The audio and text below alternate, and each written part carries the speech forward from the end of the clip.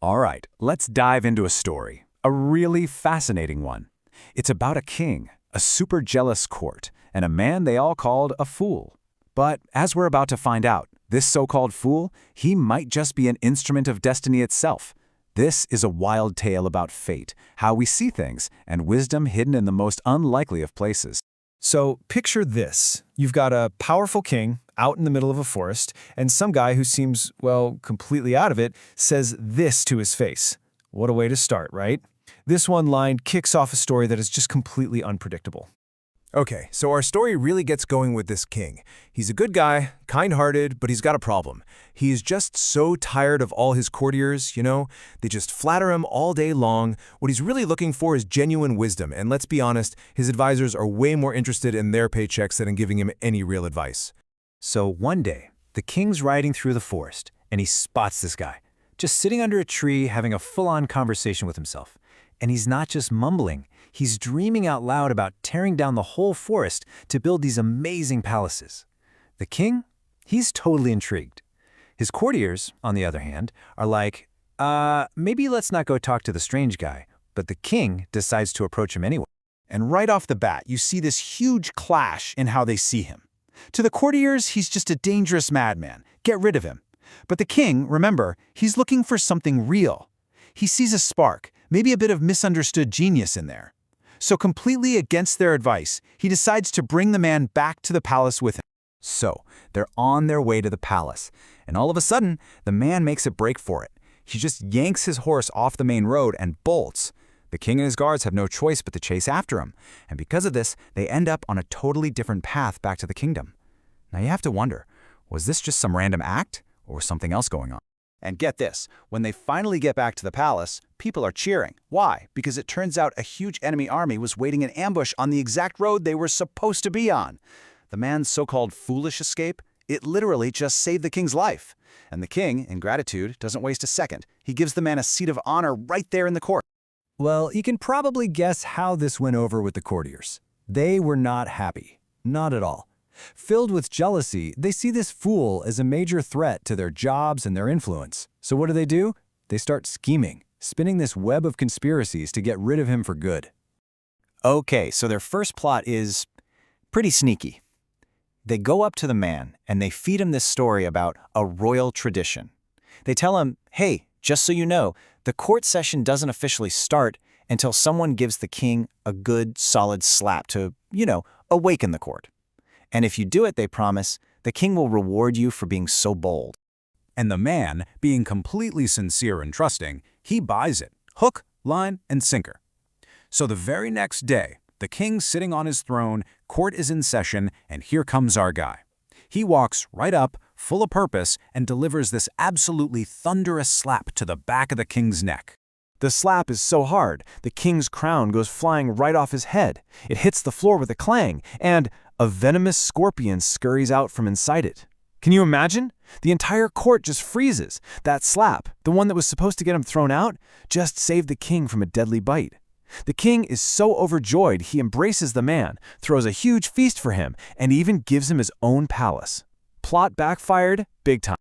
All right, so the courtiers are getting desperate now. They're angry, they're resentful, and they cook up a second plan. This one is even more audacious. They go back to the man and say, look, if you really want to impress the king, like win half the kingdom level of impress, you have to pull his throne right out from under him just as he's about to sit down.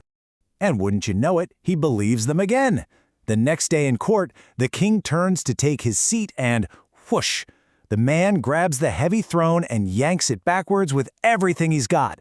The king stumbles, he almost falls, but he manages to catch his balance just in time. He whips around, totally shocked, and sees the man just standing there, holding his chair. The king is furious, right? But then he looks down, and he sees it. One of the legs on the throne is cracked, badly. It would have completely shattered the second he put his weight on it. So for the second time, what looked like an act of pure malice has saved the king from getting seriously hurt. And the king's response? He promotes the man to general of his entire army. At this point, the courtiers are just beside themselves. They are beyond furious. Their rival isn't just some court favorite anymore. He's now the general, the most powerful military leader in the whole kingdom. Every single one of their plots has backfired and only made him more powerful. This pushes them over the edge to their most dangerous plan yet. They decide to commit treason. Seriously, they send a secret message to a rival king telling him now's the time to attack. They promise they'll make sure their own army is a complete mess, and all the other king has to do is take out the new general. That's the deal.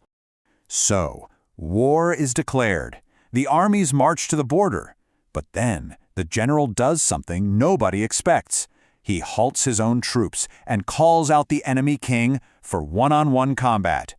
As they're about to fight, out of nowhere, a lion leaps out of the bushes and attacks the other king. And our general, without a moment's hesitation, he jumps in, kills the lion, and saves his enemy's life.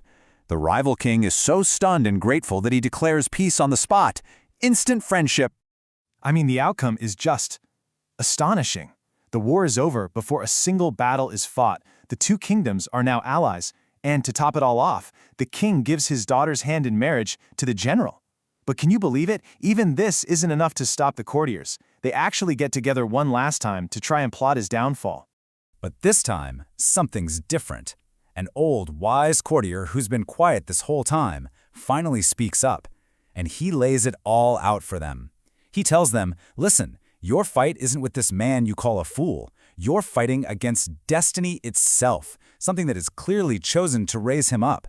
He warns them that their jealousy is a battle they are never, ever going to win. You know, this whole parable just leaves us with some really powerful takeaways. It kind of shows that destiny has its own game plan, one that's way beyond what we can understand. The general's simple sincerity, that was a better shield than any amount of clever plotting. And it's a huge reminder that jealousy, it really only destroys the person who feels it. And those words from the old courtier, they finally sink in. The others realize how pointless their whole struggle has been. They tried literally everything they could think of to destroy this man, and every single time, it just made him more successful, more glorious. They finally had to accept that they weren't just fighting a man. They were up against a force far, far greater than any of their petty schemes. So, that really brings us to the big question at the end of all this. This story is all about looking past what's on the surface, isn't it? The man everyone thought was a fool turned out to be the kingdom's greatest hero. And it really makes you wonder, right? Who in our own lives might we be misjudging? Whose foolishness or weird path might actually be some kind of wisdom we just don't see yet?